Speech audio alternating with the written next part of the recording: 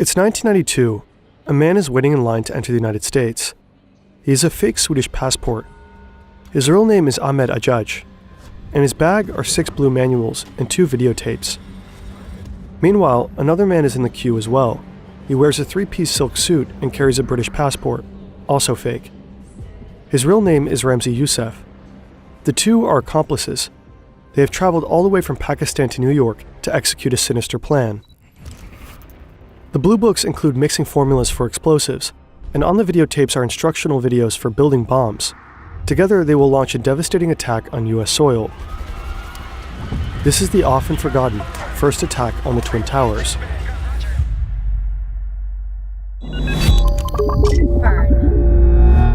This video is in part based on the fantastic podcast Operation Trade Bomb, link is in the description. Ahmed Ajaj pulls out his fake Swedish passport. The immigration officer studies the document. He is suspicious. He decides to send Ajaj to a secondary inspection. Officers search his luggage and find the manuals. He gets arrested on the spot. His belongings are seized by the police. Ramzi Youssef is also sent to secondary screening. He abandons his fake British passport and instead claims to be an Iraqi citizen looking for political asylum. He too gets arrested, in this case for traveling without a visa, but the authorities release him on his own recognizance, meaning he's free to move if he appears to a court date for his asylum grant. As a result, he successfully enters the US. But with Ajaj in jail and the manual seized, Youssef has to execute their plan on his own. How Ramzi Youssef became radicalized remains a mystery to this day.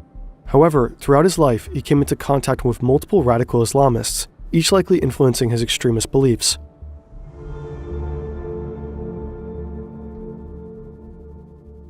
In New York, he wastes no time and immediately starts preparing the attack. He needs to build a massive bomb. Through a middleman, Youssef exchanges information with Ajaj, who is still sitting in jail. A court has ordered the government to release Ajaj's belongings, including his blue books. It is not clear why authorities would release the plans to build bombs. It was likely a pretty drastic oversight. Youssef sends someone to collect the manuals for him. Now he needs accomplices. He will find them in Jersey.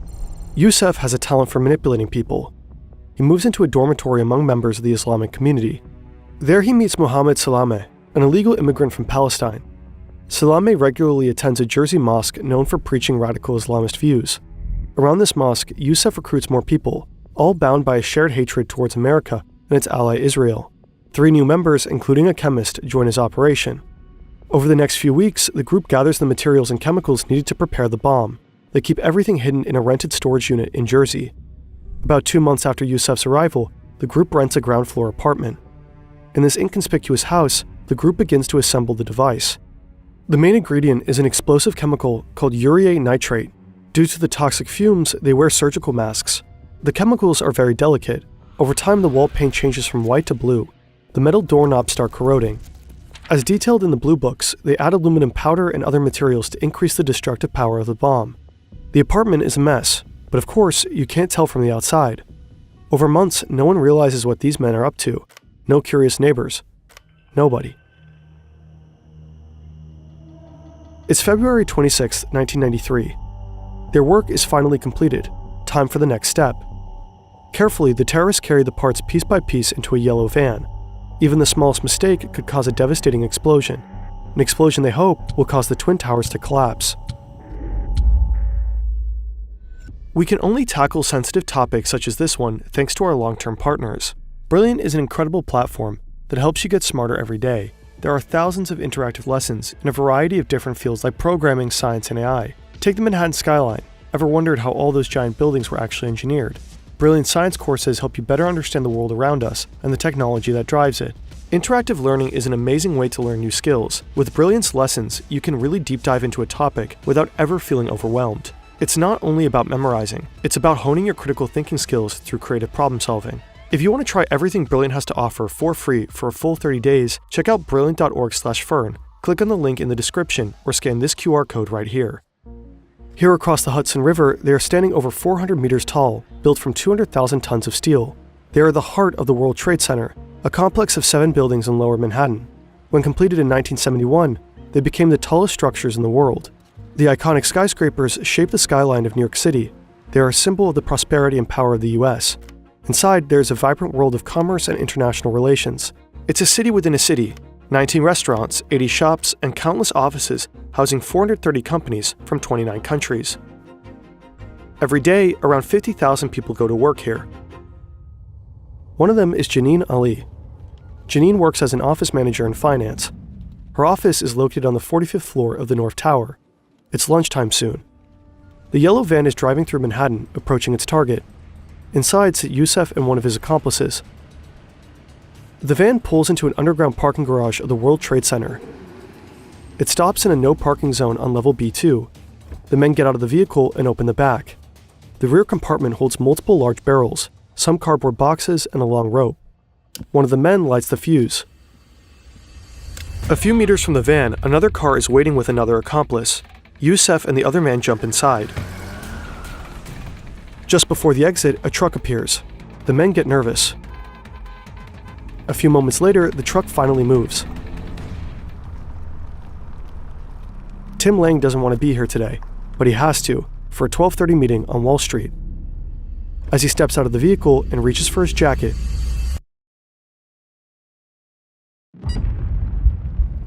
Janine notices that, suddenly, the earth is shaking. Thick black smoke starts spreading through the air vents. What is happening? Slowly but surely, the office is starting to turn into a death trap. Janine and others realize how dangerous the situation is quickly becoming and try to leave. But the elevators aren't working. She leads a colleague down the emergency stairwell. It's pitch black. Lights are out and smoke is filling the air. It's becoming harder and harder to breathe. When Tim gains consciousness, his throat is burning. His head is ringing. He crawls through the debris towards his Toyota. The car is wrecked. His surroundings look like a war zone. Tim pulls his sweater over his nose and tries to find an exit. Still dizzy from the blast, he stays close to the ground. But eventually the smoke becomes too thick. With his last breath, he cries for help. Suddenly, a boot appears in front of Tim's face. He grabs it. Two rescuers lift him up and drag him through the debris until they finally make it outside.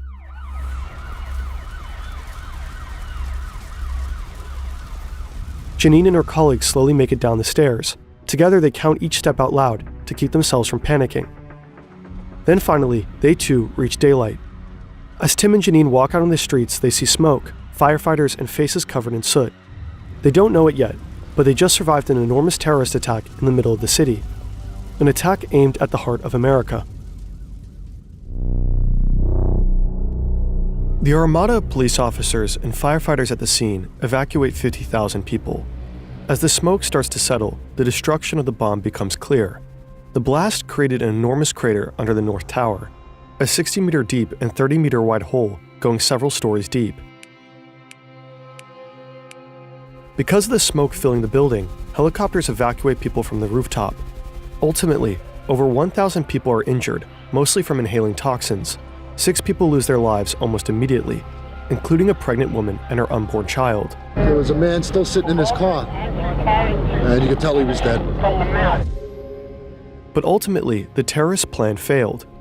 They wanted to topple the North Tower with their bomb, causing it to fall into the South Tower. But the explosion did not even come close to causing the tower to collapse. Yet, if the van had been parked closer to the concrete foundations, and the bomb had been even a lot larger, the terrorists might have succeeded. After the attack, Ramzi Youssef is standing across the Hudson River. He's looking at the skyline of New York and is disappointed. The towers are still standing. On the same day, he takes a flight to Pakistan, leaving his co-conspirators behind. Meanwhile, the hunt for the terrorists is on. FBI agents from all over the country fly in to help, and very soon they will make their first arrest.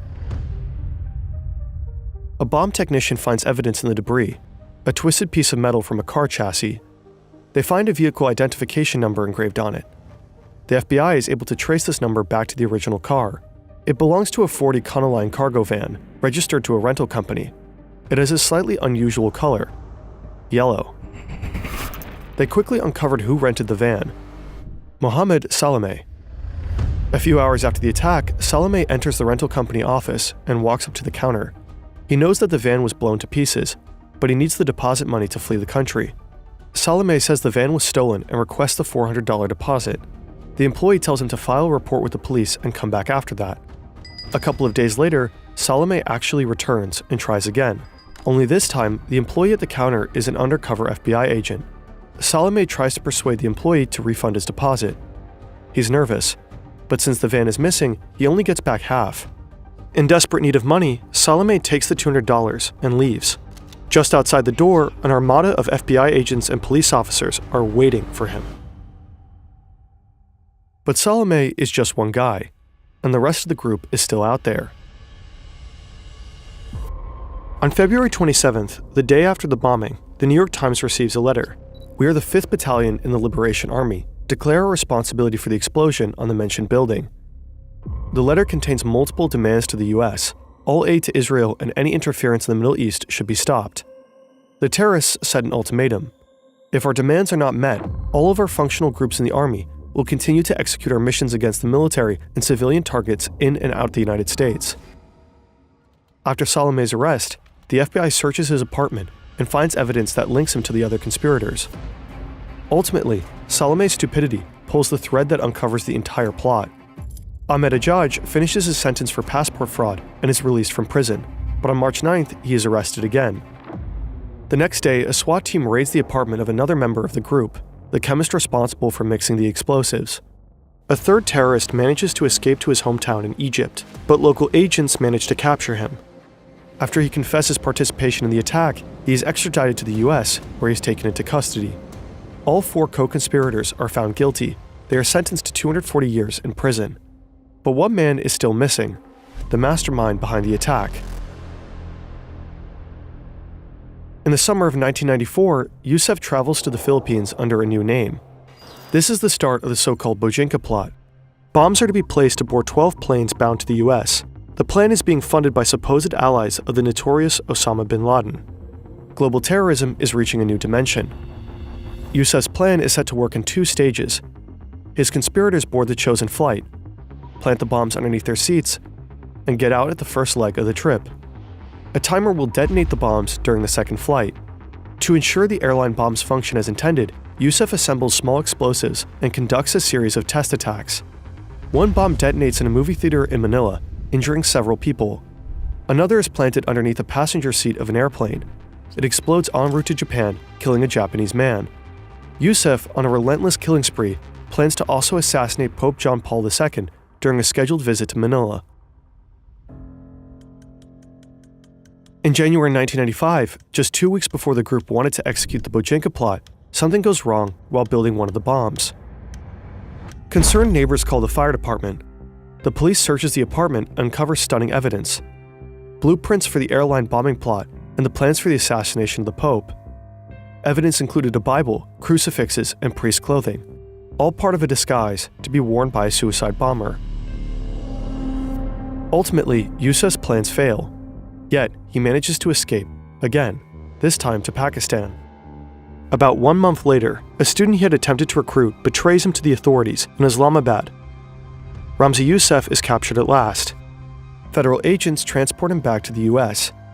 In January 1998, he is sentenced to life in prison, plus an additional 240 years.